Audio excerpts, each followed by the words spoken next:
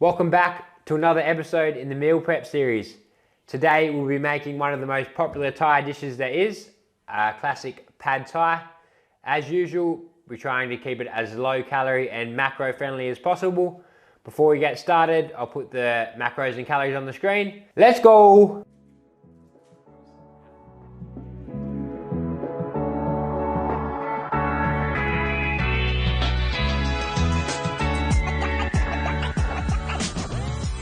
First thing we'll do before starting the vegetable prep is get the rice noodle soaking in some boiling water. Grab a large bowl big enough to fit the noodles in and submerge entirely in water. Pour in the boiling water and soak for approximately 10 to 15 minutes or until firm to the bite. You don't want to cook them all the way through, as they'll cook more once we add them to the pan later. You'll leave those to soak while you prep the rest of the components for the pad Thai. You'll start by cutting up 4 shoots of spring onions into 2 to 3 centimeter or 1 inch strips. For the pad Thai, you'll only be using the green parts, but you can save the root ends in the fridge to use later in the week. You also need 20 grams of unsalted peanuts, which you can give a rough chop with a knife by running it back and forth a couple of times. 100 grams of bean sprouts or mung bean sprout for the Americans, which you'll just give a quick rinse. 3 cloves of garlic, which you can lightly squash with the flat part of the knife, then peel, cut into slices, and finally dice by running the knife through them a few times. You also need 5 eggs, which you'll break into a bowl, whisk, and set aside. For an additional garnish, cut up a lime by cutting it in half and then cutting that half into 5 moon-shaped pieces. Now onto the chicken. For this recipe, you'll need 750 grams or 1.5 pounds of chicken breast. Cut the chicken into thin strips, and for the thicker parts of the chicken, cut those strips into half again, trying to ensure that the strips are approximately the same length, width, and thickness. Place all the chicken onto a plate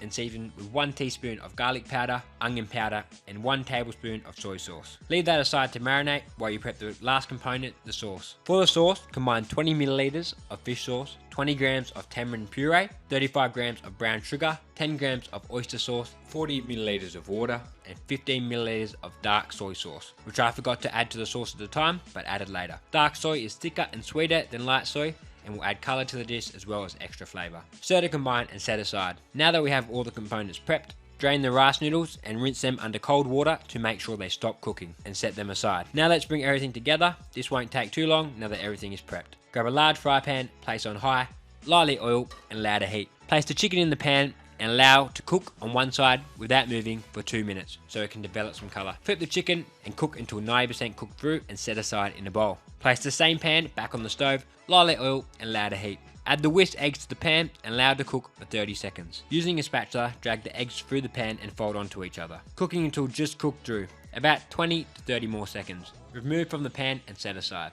Place the same pan back on the stove, lightly oil, set to medium and allow to heat.